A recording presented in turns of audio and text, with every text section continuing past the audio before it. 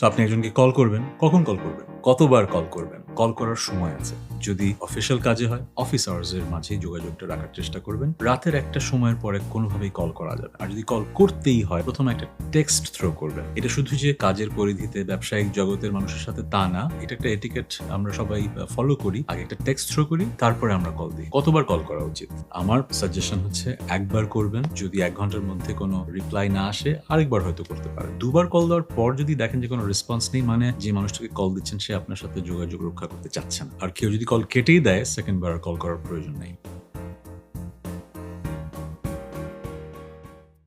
Communication শব্দটার সাথে আরেকটা শব্দ আমরা সবসময় জুড়ে দিই, effective. Effective communication. Effective communication ব্যাপারটা কি? একটা গল্প বলি।